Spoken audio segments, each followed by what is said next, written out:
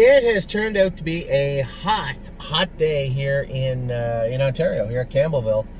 We come back to the barn. Obviously, I want to check on the horses that raced last night. I want to check on the horses that are the horse that is racing tomorrow, the horses that are racing tonight. Talk to Jason, who's leaving tomorrow morning for Ohio. 5 a.m. he pulls out to go to Ohio, set up our barn at Northfield Park. Many of you may or may not have noticed Excellent Nation and Susie K already entered in to go. Now, Jason had said, where do you want to race some? I looked at the results for some of the non-winners of 2 races, and I said, you know what, they both need preps. They're both not super tight. Just put them in where they can win. And he said, win? Non-winners of 2 might be tight. I said, fine, put them both in condition claimers for now. So both Excellent Nation and Susie K are entered in condition claimers. I highly doubt either of them be claimed. That's not my concern. I don't have a concern in that regard. I believe both of them will do well in those classes. Susie K trained or qualified. No, she qualified in Georgia in 2-3 last Saturday. We trained her up a little bit. She's not going to be super tight, but tight enough. And she's she wants to do her work anyway. You don't have to show her the way to the. Even though she hasn't won many races, she knows she thinks she knows how to win, and she loves winning. So you never have to ask a horse that wants to win races to win a race. So just simply take care of them. Do right by them and put them in where they can win, and that's where both of these horses fit. Excellent Nation had a tough spring. He wasn't the soundest all spring. We did train him in 157-3 at Mohawk on Saturday. He trained good. I told Jason at Northfield, which is good, there's a pool and a spa. So the spa is really the horses walk in. It's open above their shoulders, a little bit above their shoulders, so they can't jump out, and it fills with cold salt water. They get about 10-12 minutes. I think it's been a while since we used one, but we used a lot of them here when we raced more overnight horses earlier on, around 2007, 2008. They're really good for horses like Excellent Nation, where it just seems like he's a little arthritic. As I said to Jason the other day, he starts out rusty, right? And maybe he's just an old soul, but he tries hard and he wants to do his work, and I think we changed his shoes around. He's better. We did some vet work on him. And I think maybe even some pool time and some spa time would go a long way for Excellent Nation. So he's in on Wednesday, and so is our girl, Susie K. What about last night? First off, Stonebridge Simba made a break the other day. Obviously, I got a little hate mail about Simba. It just didn't work out, right? Virgil had the horse prepared. It just seemed like, and it wasn't Brett's fault. He just ended up in a tight spot with him all the time, and he ended up not racing well in the races. Qualified well, so I believe Virgil's actually going to qualify him on Monday for us. He had sent me a message, and then we're going to get him up to Northfield. Whether he races at Northfield or whether we send him 2 hours further down the road to Tim to race in the Meadows will be fine with me. And if there's a spot opening up further down the road, he can make his way back to John Butenshane's farm, obviously. Also, just want to find the right spot for Stonebridge Simba. He's had a tough spring for a different reason, but we'll endeavor to get him in the right spot moving forward. Now, we did have some horses race this week. For those of you who don't know what racing is, it's been so long. This is where we bring the horses to the track, and they race against other horses for money. And Friday night, we raced Need Your Opinion, raced great, finished 5th. Last half in 54-4, last quarter in 27-1. Raced really well. Great tightener for her. Spend That Money was really good. Somebody said to me, she wasn't that good. Wasn't she? She's a 3-year-old sophomore with her first lifetime start racing against age colts and geldings. And finished 5th. Finished 4th. 5th or 4th. I don't know. Last mile in 57, last quarter in 29. She raced exceptionally well. Spend That Money will be heading to the Sire Stakes race. We'll get to another big update from the Sire Stakes after that. Thursday morning, back it up even a little further, Globetrotting was very, very strong in her qualifier. Earplugs were not pulled out. She was wrapped up under the wire. 5-length, 4-length winner. 156-1. Would I say she was awesome and at 100%? No. She was around 80-85%. To get her to 100% next week is going to be difficult. She had a little infection in her leg. She's working on her stuff. She's trying to get it. She's trying to get it ready, and she will. Hi, honey. The guy in the big trailer says that he's a legend. Is he? It's great to know.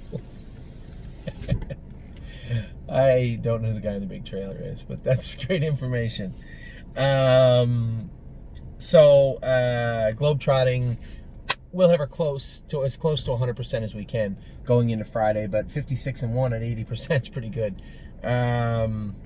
She was strong, big, strong filly, and that didn't change. And I had said to everybody in the video that day, I really didn't know what to expect. Is she going to make a break? Is she going to behave at the gate? Is she going to go fast enough? Is she going to be strong enough? Does she need a few starts? I have no idea. I can't answer any of this. She certainly did.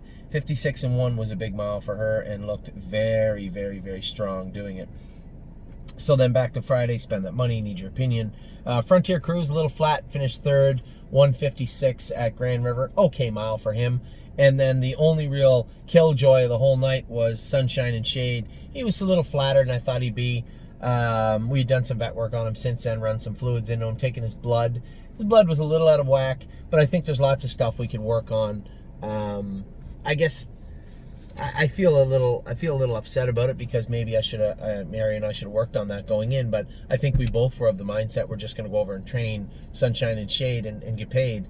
And there's no gimmies in racing, and sometimes you take things for granted, and I believe that was one of the things that I took for granted. So Sunshine and Shade, although maybe he wasn't. Sorry, honey, what was that? Oh, okay. Although he wasn't, I don't think, at his best on Friday night, I can assure you he will be at his very, very best next Friday night. I know that's no solace for the people that own him, and obviously I feel I have to apologize for that. But at the same time, if you'd asked me Friday afternoon how he'd be, it's 3-5 going to the gate. He's 2-1 morning line. He'd probably win, be close, and then we'll build from there. Instead, he wasn't, and he will be on Friday. So that's it for Sunshine and Shade. And then Saturday, big night, and Saturday, a little bittersweet. Bring a bunch of horses down. They're not all going to be great. Compass Rose DC gave us a little scare. Now, I'll give everybody a little definition on lingo. I sent out a note last night saying that Compass Rose DC was awesome. Most of you, pretty sharp eyes, caught that she put a step in coming out of the turn, and I near lost her. Just shows her composure. I would say most horses that put that step in, they would have made a break. As a driver, I can tell you that's a hard one to take, and we saw that in the very next race. But most times when they put that step in, you're going to lose them. Now, let me explain how she put that step in. I had said to everybody on a note that she caught a knee boot. Now, kind of vague in my mind, I know exactly what I mean. But for those of you who don't understand the exact mechanics of trotters, or of pacers for that matter, horses that hit their knees, brush their knees, they don't hit their knees together. Their right front foot will hit their left knee. Left front foot will hit their right knee. So Compass Rose DC wears knee boots. She almost doesn't need them, but once in a while she will touch her knee. Coming out of the turn when she was switching gears quickly, switched her leads and powered out of the turn, she reached up and hit her knee with her opposite foot. Now, if you watch the feed from Georgian Downs, I watched it this morning. If you watch the feed from Georgian Downs, after the race is over itself, they show that slow motion view. If you go back and look at that slow motion view, you can literally see her foot come up, hit her knee, and stick just for a split second. That is that bell boot on knee boot. As a driver, I hate wearing bell boots and knee boots because when a horse hits that knee with a foot, it just kind of glances off. But when you get that rubber bell boot on there, sometimes the rubber from the bell boot, the rubber from the knee boot, they stick. And that causes that jarring motion, that roll almost. You can get in an accident with a pacer over this. With a trotter, they'll usually just make a break. But Compass Rose DC was dialed in last night. She was all business. And I knew when I moved her in the turn, she was a winner. When we come out of the turn, I knew she was gone. She gave me a little scare. When she put that step in. But she just caught herself and drove away. And obviously, mentally, 100%. Physically, 100% ready to go. 59-2 last half, 57 is not a big mile, but it was windy last night, and I think she was more than strong enough. Is she going to go out and win in 54? Probably not. But if you get her in striking range at a fair mile, she'll do some damage. So I think we have spent that money globetrotting and Compass Rose DC. All of them had question marks going into this week. Would they be tight enough? Would they be good enough? Would she stay trotting in the race? And would she be able to qualify? They all, the answer to all those was a resounding yes. The only down point of the all week was Ailson made a break. Now I went with her, and I think I might owe somebody an apology. Ruth, one of our clients, had messaged me and said, "What about trotting hobbles on Ailson? You could throw the lines over the back of Ailson and go a mile and 2.5 here. The problem is when you start going quarters in 28 seconds, she'll make breaks." What's up, Buckaroo? Not much. Hi. Why does it say 14 o'clock? Oh, because you changed it to military time. That's 2:43.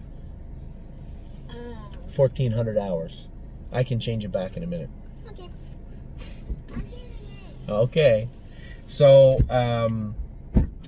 I said, no, she's such a fluid trotter that this brushing and stuff, we should be able to shoo her around it, and maybe we could.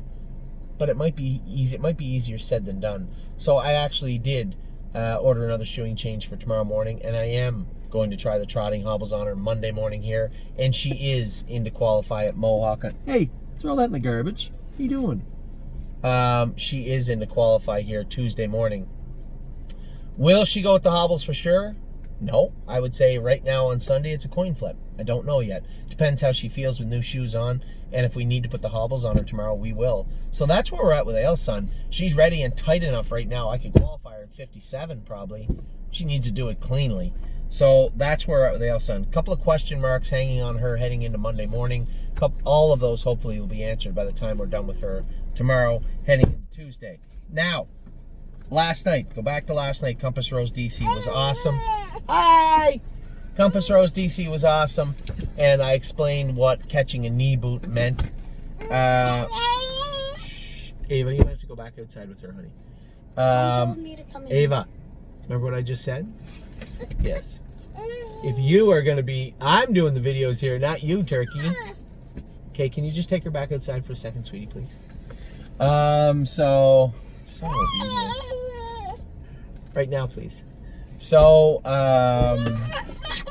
hi. What do you think of Compass Rose DC? So Compass Rose DC was good. Then in the next race we come out. Really? Ava, come on. Really Blue Chip was put in a really... I can't do the videos anymore with Addie here. She's decided she wants to do all the videos. Might be a good idea. So Really Blue Chip, I got away in a decent spot with her. I ended up working out a real good trip. I flipped her 3 wide getting into the last turn. Now, rewind all the way back to last year. Really Blue Chip qualified without hobbles on. The rule in New York is, if you want to put them on, you just have to declare the horse entered with hobbles on or take them off when you enter the horse. So I just said to James, I remember vividly, like it was yesterday, I trained her on the Sunday, she was racing, or Saturday, she was racing on the Monday, I believe. And I said to James, I'm not going to be able to get her around Buffalo without hobbles on. She's never wore hobbles in her life. I took her out here the next morning, trained her with hobbles on, just a quarter of a mile. She seemed fine, and she went on to win her first lifetime start with hobbles on.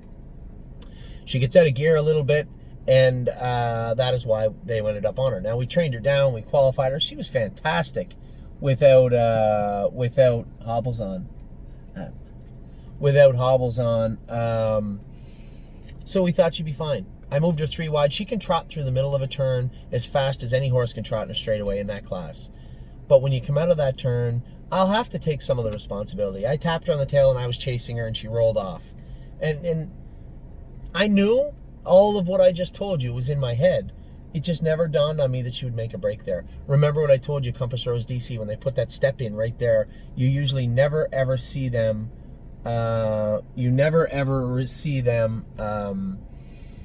recover and drive away like Compass Rose DC did. And Really Blue Chip just couldn't, recover the same way, and I lost her. So I'll take most of the blame. If I had kept the bit in her mouth and finished second or third, would she have run?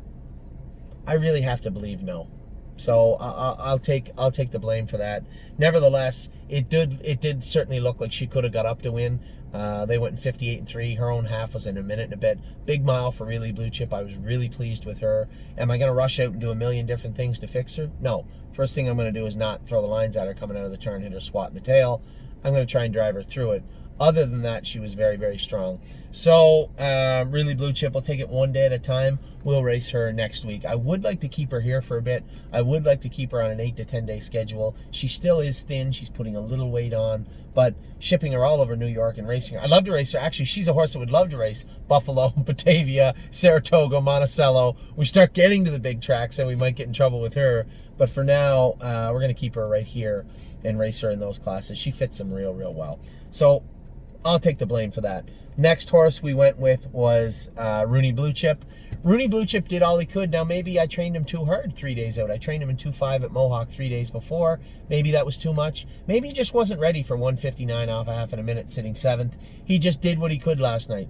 You know, there was no point asking for more. That's what he was able to go, and that's what I went with him. So we'll race him again next week. We might even take him to Mohawk next week. But, you know, for the people out there saying, oh, you know, Rooney should have been better, just relax. The horse had 3 months without hard training. He's in a race situation right now. Last night was the fastest mile he'd been since his qualifier back in March. He's a big, big, immature 3-year-old, and he's going to take time. And whether everybody out there likes it or not, that's just the way it is. So there'll be no phone calls or emails about you need to do this or you need to do that. He needs to mature. That's just the way it is. Rooney Blue Chip's a nice colt. It's my job to protect him and make sure he becomes a better horse. And to do that, he needs to stay the course that he's on right now. So I understand that everybody believes that, well, he's 3 now, he's racing now, he should be better. Every horse matures at a different rate. We can push and push and push until he breaks his knee or he gets hurt or he just starts making breaks. We can do that if you want. But then we'll be having a different conversation. So I understand that there's a lot of people out there. And don't get me wrong, nobody has messaged me about Rooney Blue Chip. I do wish that everybody just takes a deep breath and has some patience and realizes he is a nice colt. He's going to take time, and we're going to put the proper amount of work into him. I believe there's a very good chance that training trip 3 days out was just too much for him. So there won't be any training trips in 2.5, 3 days out. We'll train him a very slow mile here. Or actually, I might not even train him next week before we race him again. If he goes to Georgian, great. If he goes to Mohawk on the Monday, that's fine too. But Rooney Blue Chip needs to and will progress on his own. Then we come out in race number 7 with Stix. Now, you want to see an interesting thing. Not very often you see a horse hit up under the seat as hard as Stix did. He's wore the same bike forever. He's trained here in it. He's qualified in it. He's worn that bike all along. Yet he did an awful number on it last night. He's hitting up under the seat because he's so big. Go and look at the picture Kelly posted on Facebook of sometimes things happen. Or as Gary Guy called him last night, 3 different names in the race. Something's happening. Go look at the finish of him coming down the lane, the actual action photo, and look where his left hind leg is. You can literally see him, and that isn't when he was hitting it bad. He was pounding it in the second quarter around the last turn, and he let up down the lane. I felt so bad for him in the last turn. I put my foot down, my leg down a little bit, and he was hitting my leg, which hurt. But I can't imagine it wasn't hurting him to hit the bike. Just go look where his left hind foot is in that photo on Facebook. It's literally right on the seat. He's hitting it in the photo. So, showed some tenacity. Here's a horse that has been very, very okay, mediocre his whole life. He could be any kind of horse now and further on. His best days are definitely ahead. He's got 100 pounds of muscle to put on, but I'll tell you what he is. He thinks he's a real good horse, and he wants to be. You can leave, you can sit, move him. I moved him in the third quarter. Absolutely no hesitation, no mercy. Yeah, he get tired down the lane, but sometimes things happen. Looked very, very good last night. It's going to be fun to race him all summer long. Now, tomorrow, you're watching it. That's tonight. Knockdown Dragout's going to make her debut at Mohawk. I hope she behaves. I think she will. Arctic Force Sunday night tonight. I have Arctic Force, Giddy Up Max, Zeb, Sunshine. All 3 of them are in good classes. All 3 of them are ready to go. As I said, Knockdown Dragout tomorrow night. Tuesday, I had a little screw up. I listed myself on Trafalgar, Capistrano, and Richard listed me on Brave World. I don't think I can stay in Georgia. In fact, I know I can't. We have Johan and Canadian Titan in Mohawk, so I have to go drive Canadian Titan and Johan. I'll have to excuse myself from Georgian Downs. We already have Travis Henry on Miss Brampton Beast. I would suspect Travis Henry will drive Trafalgar, and likely Scott Young will get the drive, I suppose, on Capistrano. Brave World, I'll leave that up to Richard. I think he's got the outside. All they got to do is protect him and let him finish strong. It's not the Gold Cup and Saucer or Stake tomorrow. It's his first start back. Just like to get a good mile into him. So that is all of them. I missed Muscle Chrome and Emerald Mist. Both of them raced great. Muscle Chrome third, beat a half a length. Somebody said, yeah, well, they would come 32 seconds. She didn't. When you look at the horse that tripped the teletimer at the 3/4, he's 6 lengths ahead of the field. He was at the 3/4 in 134 and a bit. Muscle Chrome was in there in 136 and a bit. She tried her last quarter in 30 seconds, 30 and a bit, 31 seconds. And Hanover is not a very forgiving track. I can tell you this, Jason Ryan made a point to come up to me at the races in Georgia and say how much he liked Muscle Chrome and how hard she finished. And I said, good. You can have her again next week. No, Muscle Chrome, we just, same as everybody else, put them in where they can do. And that's what we're trying to do. Whether it's Susie K or Excellent Nation or Northfield, whether it's Muscle Chrome at Hanover Raceway or Arctic Force or Compass Rose DC at Georgian, put them in where they can do. That's what we're going to try and do. It's been a successful start for us overall, and we're going to try and keep that ball rolling tonight with Arctic Force, Giddy Up Max, Zeb, Sunshine. Tomorrow, Knockdown Dragout. Tuesday, I got my boy Jojo, Johan is in to go. Titan, Canadian Titan is in to go. And then we have Trafalgar, Capistrano, Miss Brampton Beast, and Brave World at Georgian Downs. It should be another hopefully good 3 days for us. But definitely a good start to the racing season. We're back racing. Now, many of you have asked where other horses are. We're going to go through those in the stables. We're going to go through all the 2-year-olds. I want to tell you when the 2-year-olds are qualifying, how they did this week. Some huge updates from Saturday's training. But it looks like we have about 36 2-year-olds that will be qualifying between Friday and Saturday. The rest are either going to be next week or some of them further down the line that were injured or that needed time or turned out. We have a number of them, but no real horrible issues to deal with in the future with those horses. I will let you quickly in on who trained at the track on Saturday afternoon. We took 12 over. We didn't get done till late. I got done just in time to go to Georgian Downs. Bottle of Red trained in 157. Maintenance Man trained in 157 and 1. Brush Cut 157 and 2. And Excellent Nation 157 and 2. You see where I'm going there. 2 were right there. 2 were a little bit back. And in the next set, Path of Totality was a winner in 159. Hometown Boys was second, 159 and 1. Just for Me and You, 159 and 2. Sebastian Yu did not train good and will not be racing this week. We're going to tinker again with his shoeing between the corks when they were on and he went in March to now when they're off. A little something missing there, so I do apologize for my partners on Sebastian Yu. We're going to need a little more time with this guy. Mechanically, he's just not perfect yet. He's there. He went a mile in 2 minutes. Just have to get the last wrinkle or two out of him. It's not a lameness issue. This is a mechanical issue. We are going to continue to work with that. We'll get that fixed up this week. But I did enter him for Thursday with Jason at Mohawk. We're going to take that entry out. He will not be racing this week. We're going to need a couple of more training sessions for Sebastian Yu. Beach Bum BB trained in 158 and 2. She'll be heading to Brandon Bates in Indiana right away. Nancy Allison, 158 and 3. She was right behind me. She was good for James. And Overdue Mission, huge update for Overdue Mission. 2 minutes and 2/5. I trained her. That's right. She's not that long ago. She had a surgery done. This filly, it looks like she did last year when we put her away. She looked like she was ready to tackle a bear on Saturday. She's heading to Ohio tomorrow. She will qualify on Thursday in Northfield Park with Jason. Jason's going to school Rose Run Valiant before his stake race the following Monday.